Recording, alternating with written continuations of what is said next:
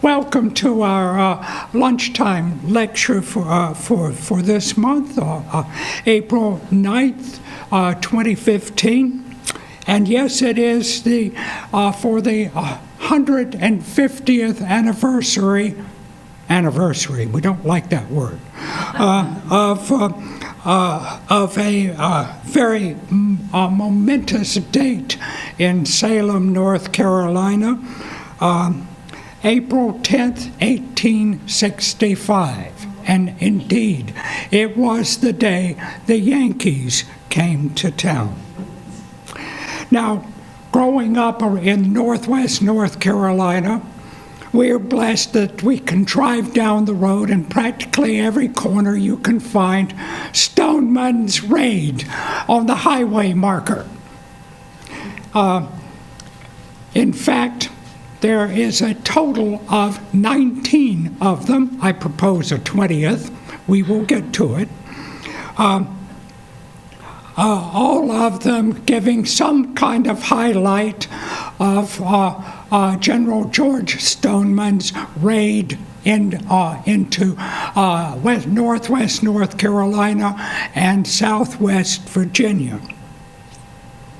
This was a military campaign that was intended to seize and destroy Confederate supplies in this area, and maybe a couple of other military objectives. We'll talk about those in a few minutes. It began, George Stoneman and his 3 brigades of cavalry set out from their base in Tennessee about spring, March 20th, 1865, and they headed east into North Carolina. Here in Salem, all was peaceable. The war was far off. It was up in Virginia. Had been, stayed that way, until Stoneman started his foray. He got closer. April 3rd, we got the word he was even closer. And we were prepared to meet General George Stoneman and do battle with him, I guess you could say. Or roll over and play dead, one or the other. George Stoneman and his troops disappointed us. That April 3rd, he turned north and headed into Virginia, tearing up railroad tracks as he went, making Sherman bow ties out of the rails. Copying, of course, William T. Sherman and his march through Georgia. We knew all about that. We had an expectation. That's what we would face with George Stoneman. And then we had Palm Sunday, April 9th, and the day came. Now, George Stoneman came down from Virginia, and he stopped at, let's see, we got a map. Down from Virginia, he stopped at April 9th at Danbury. Then he came down Route 8 to Germantown, the old county seat for Stokes County, and split his troops. Stoneman and 2 of his brigades headed for the shallow ford and went straight through Bethania. For 3 hours, they collected horses in Bethania. We're more concerned with the 3rd Brigade, which came straight down to Winston and Salem. Somebody asked, why is it Winston-Salem and not Salem-Winston? Well, look at it on a map, Winston-Salem. The map is from 1865. The United States Army likes to know where it has gone. In Winston-Salem, they came down this way on April 10th, 1865. Let's see.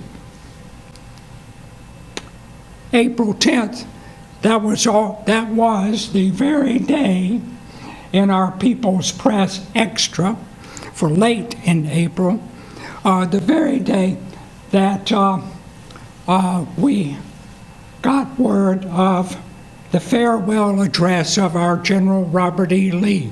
Some of us youngsters in grade school, of course, had to memorize this. I think I had to too.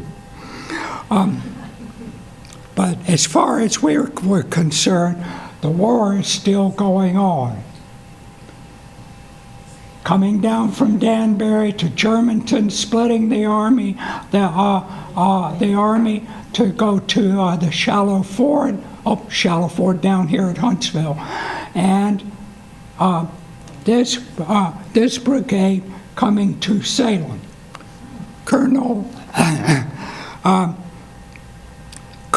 Palmer in charge of this. William J. Palmer in charge of the brigade. He was born in Delaware to Quaker parents. Grew up in Germantown in Pennsylvania. Augie Neisser's clock out in the hallway was made in Germantown in Pennsylvania. So he might have had an idea of who Moravians are. Now, Colonel Palmer set out, and here made his arrival late in the afternoon of April 10th. And we are fortunate that we have several eyewitness accounts written at about the time of the event, so we can be fairly accurate as to what happened and how it happened. The accounts, like the scripture, like the four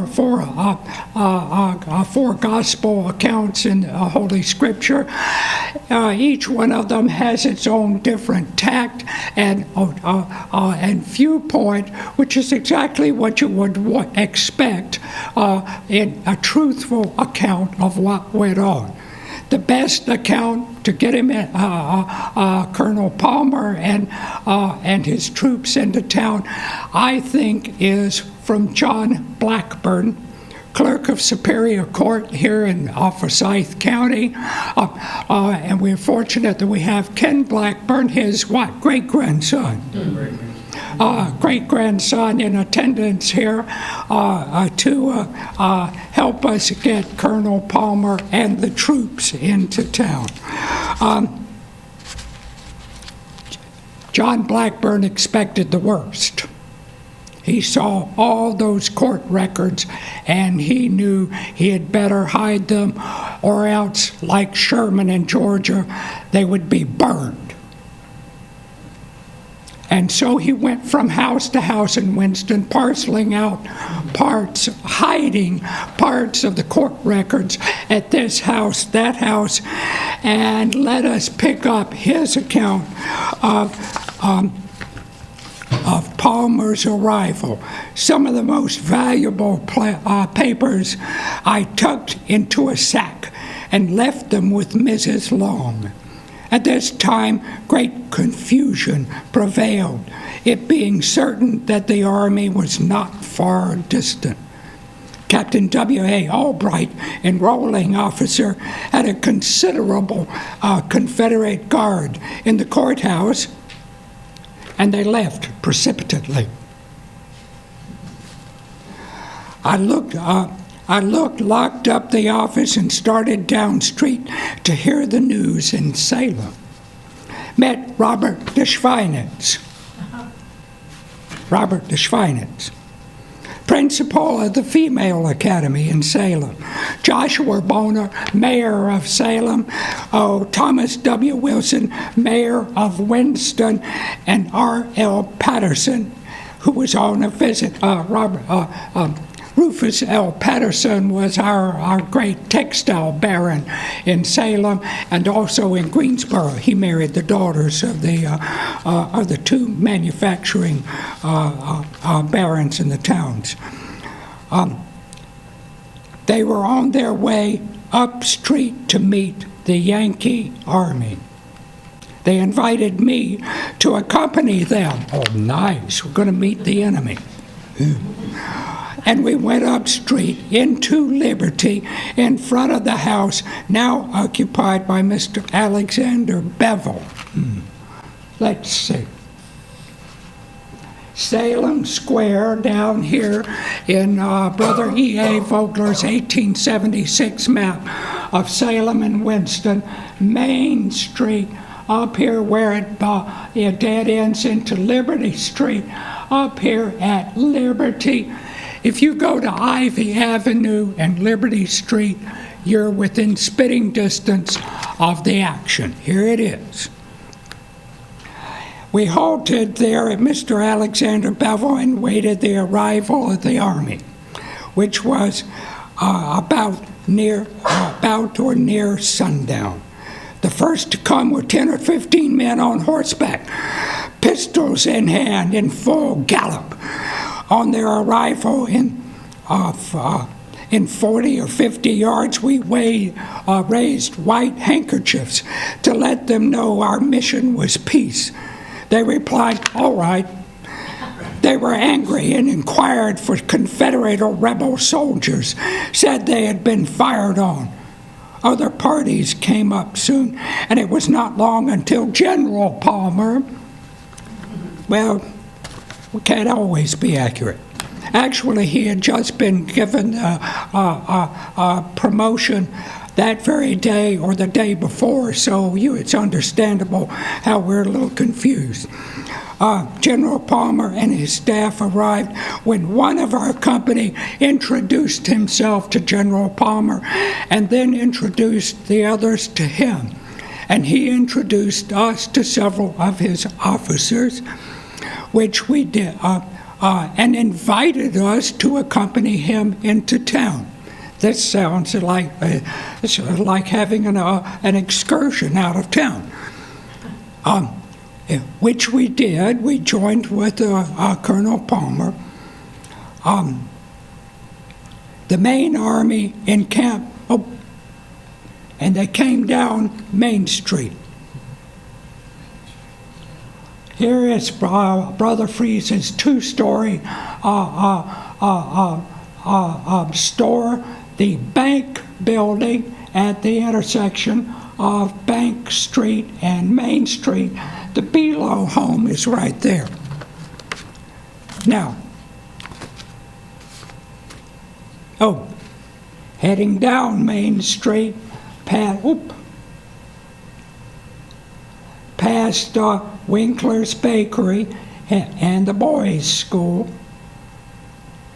At Salem Square, the Academy, the girls' school, and then the main army encamped near the Salem Bridge on the east side of the creek. Now, Miss Adelaide Freese, who printed this, pointed out that meant the south side, but in truth, the bridge itself is almost exactly east and west. Here is the north-south running Main Street, which had to make a right-hand turn, so that Brother Blackbird was absolutely accurate in his description of their crossing Salem Creek. General headquarters, where Palmer spent the night, was at the residence of Joshua Boner. Anybody recognize this? Whose house is it now? President of Salem Academy and College. Yes, indeed. On Main Street. Now that's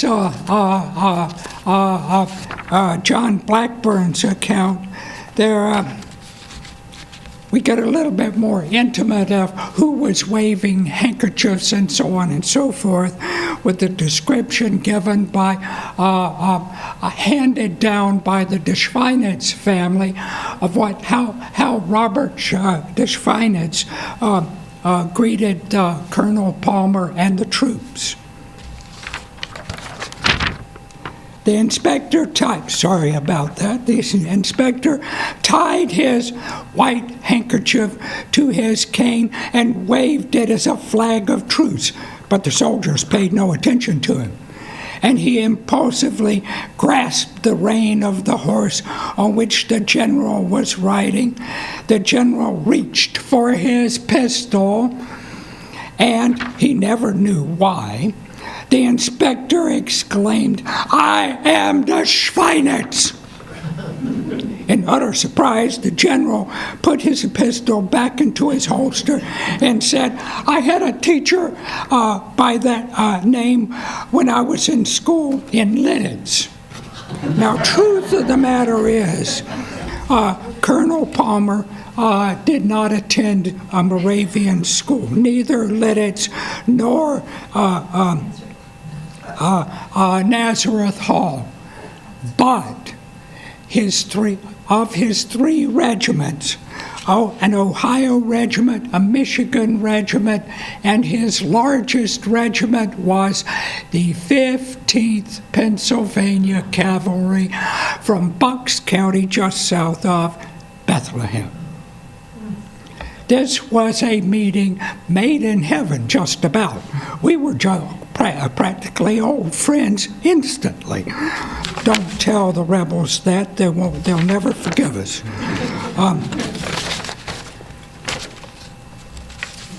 Yet another viewpoint of the arrival of Colonel Palmer is from the memorabilia that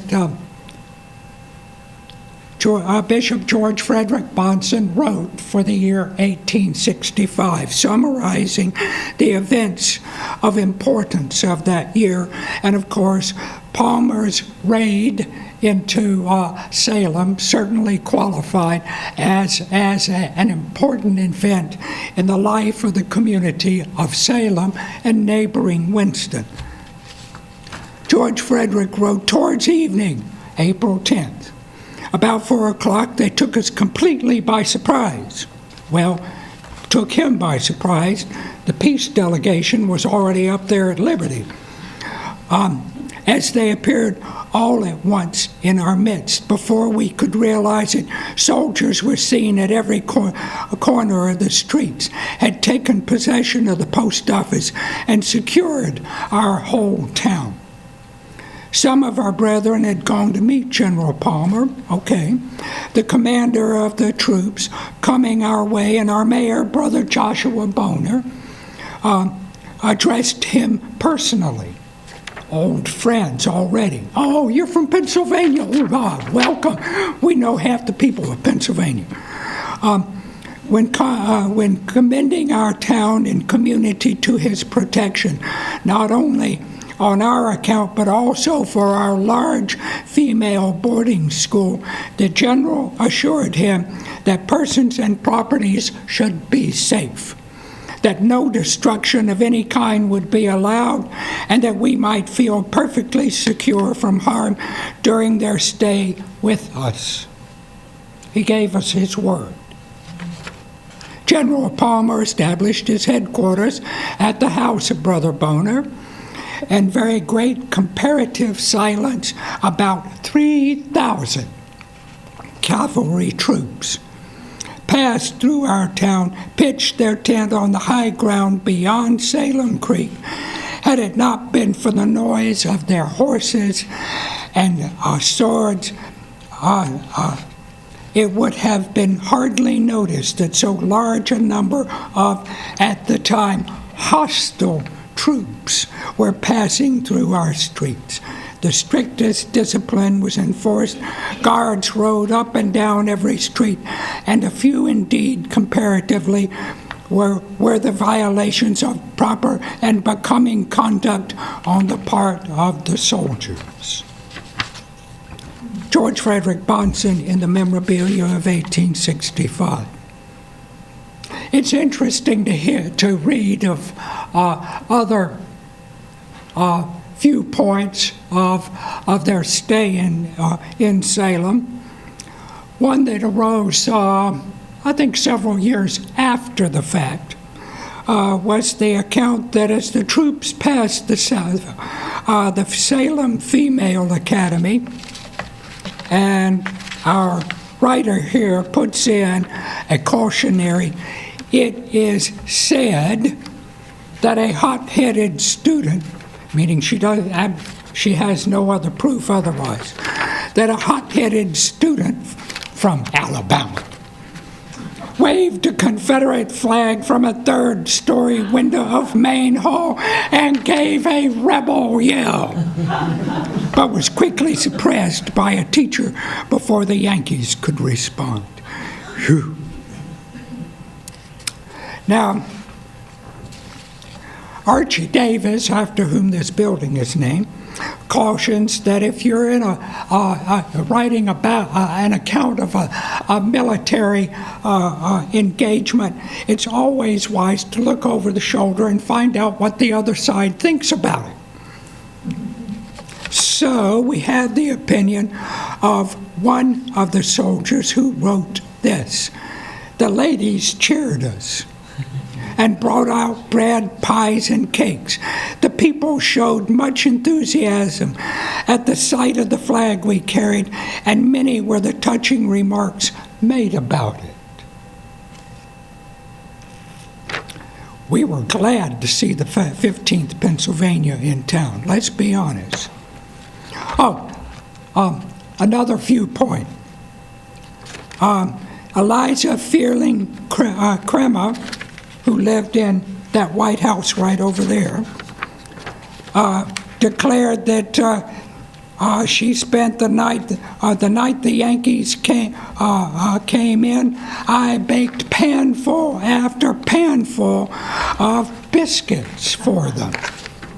Just, an army moves on its stomach, as Stonewall Jackson would remind us, and we were well feeding the Colonel Palmer's brigade here in Salem. Should have served them sugar cake, maybe a little bit of scrapple as well, right? Another Union soldier had this rather poignant account. "Here we met with a most cordial reception, very different from the usual greetings we receive. The ladies cheered us and brought out bread, pies, and cakes." Thank you, Sister Crema. "The people showed much enthusiasm at the sight of the flag we carried, and many were the touching remarks made about it. Old men wept like children, and prominent citizens took off their hat and bowed to it." Salem was a center of unionism in the Civil War. Let's see how far. We did have one incident. Several of the soldiers broke into the F&H Freeze manufacturing company, manufacturing all that Confederate gray uniforms and so on and so forth, and made off with a lot of equipment in that from that manufacturing plant.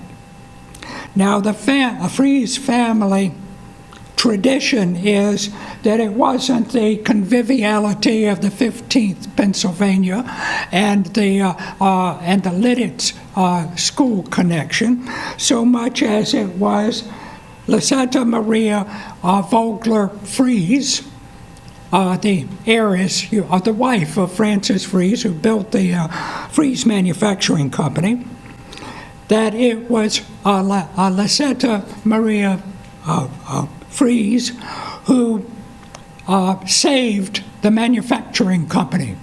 She gathered up her smallest children, stood in front of the manufacturing company, and dared the Union troops to bust in and leave her absolutely destitute with all those children.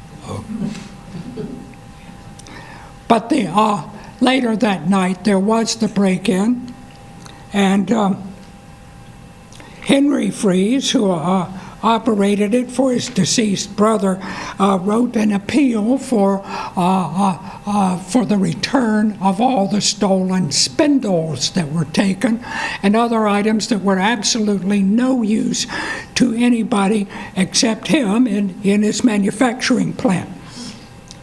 Note the last paragraph. In conclusion, I would say that General Palmer placed a guard over the property immediately upon hearing of the breaking of the doors and declared that it was an outrage. Now, perhaps the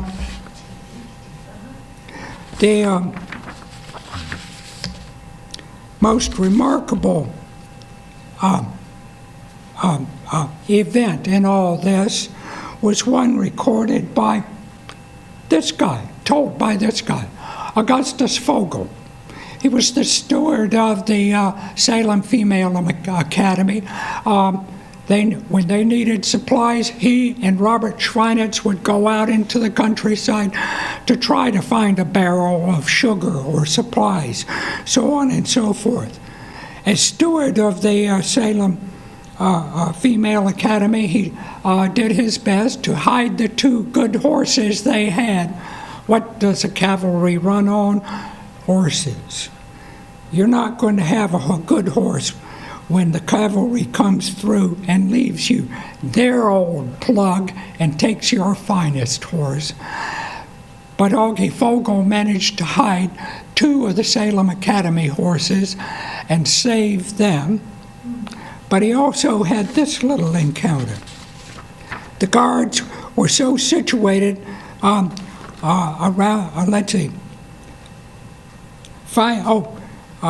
that at the Female Academy, he related it this way, that with the soldier who was put in charge of his encounter with the soldier put in charge of guarding the academy, finding him little more than a boy and tired out from his long march, Brother Vogel put him to bed where he had slept, where he had slept. And the boy slept serenely until an officer came by and excitedly demanded his whereabouts. A soldier in an enemy's country, asleep in an enemy's bed, the officer declared, jerked the young fellow to the floor, and ordered him off to camp. Such was Stoneman's raid in Salem. I think we should put a historic marker up at Joshua Boner's house, declaring that's where Colonel Palmer peacefully slept in a very, very friendly town here in our occupied South.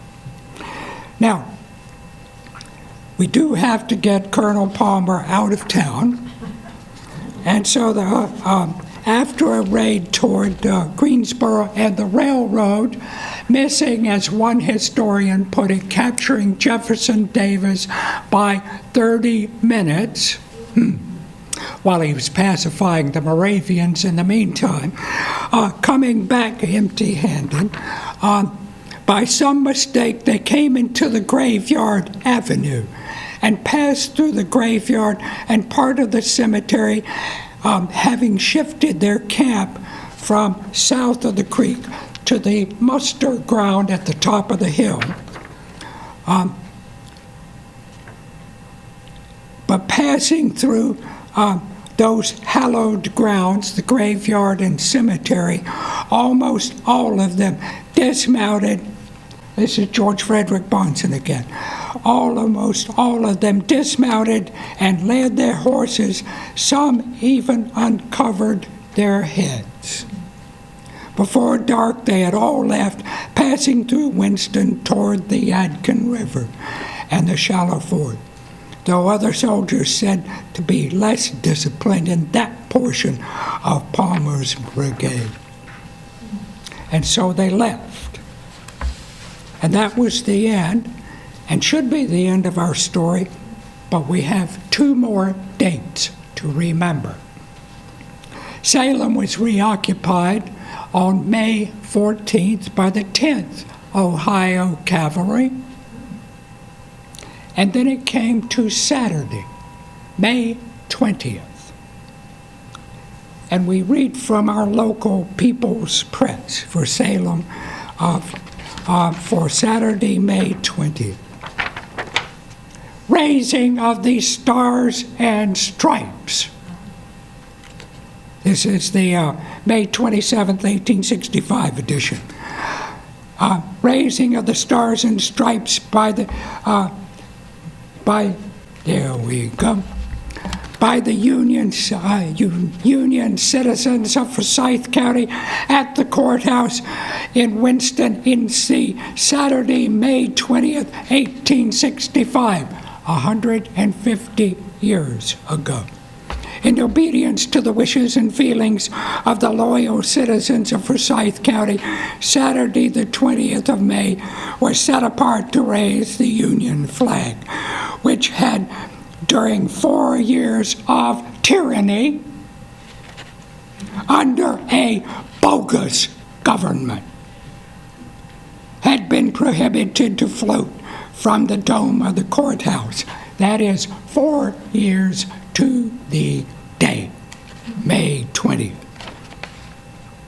The hour at which the old banner should again be thrown to the breeze as a memento of the return of freedom and liberty was set at 3 p.m. That afternoon. At the appointed hour, the public square was filled with an immense crowd of at least 1,000 citizens to participate in the general joy. 13 girls between the age of 5 and 11 years, representing the old 13 states, were dressed in white, festooned with flowers and evergreen sashes, etc., etc.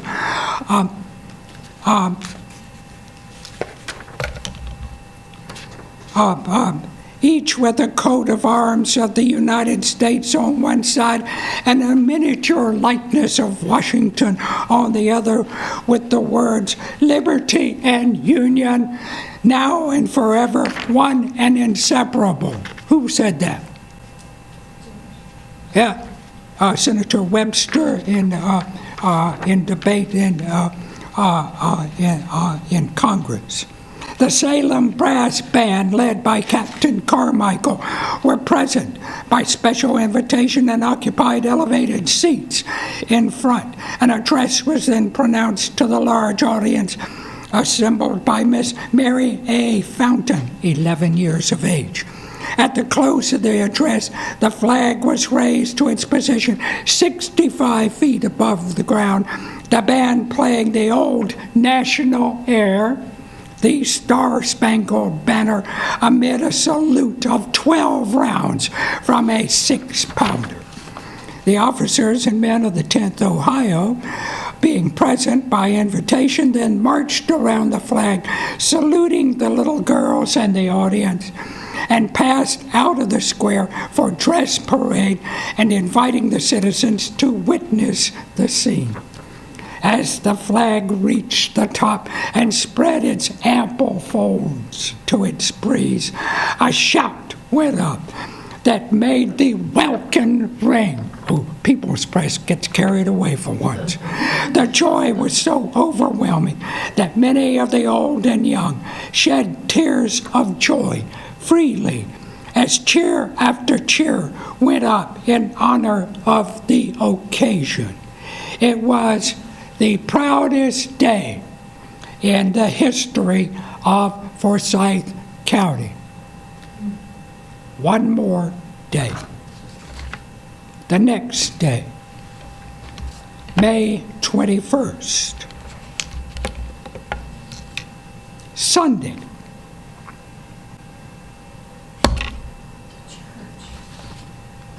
The day of emancipation, and this should be proclaimed as well. Sunday, May 21st, Maximilian Gruner wrote in the African Church Diary, "The church was crowded with colored people and a few whites. It having been known that the Reverend Mr. Clark," that's Seth G. Clark, chaplain of the 10th Regiment Ohio Cavalry, would speak. The services were opened with singing, whereupon Brother Gruner offered prayer. Mr. Clark then read his text, 1 Corinthians 7:21 and 22. Art thou called, being a servant? Care not for it. For if thou mayest be made free, use it rather. Very appropriate text. And then Mr. Clark proceeded to read two general orders from General Schofield, dated headquarters of the Army of the Ohio, Raleigh, NC, which the Provost Marshal had desired him to communicate to this congregation. In the first, it was made known that according to the proclamation of the President of the United States, the slave population of this state was now free. The second contained a number of regulations establishing temporarily the relations of this freed population. He then proceeded to give them good advice, told them that now they would have greater responsibilities, and encouraged them to industry, honesty, and piety.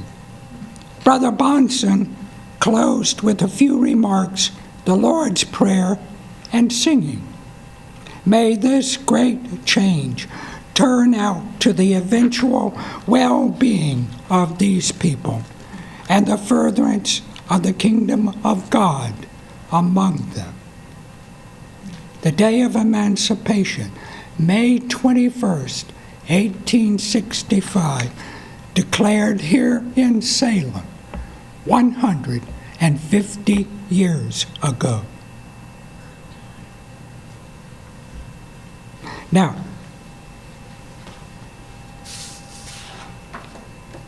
we have coming up May 14th, it's titled A Musical Detective Story, which Nola Reed Canals will tell all about on May 14th. Thank you all very much. Questions? You've been a great bunch. Let's go out there and remember.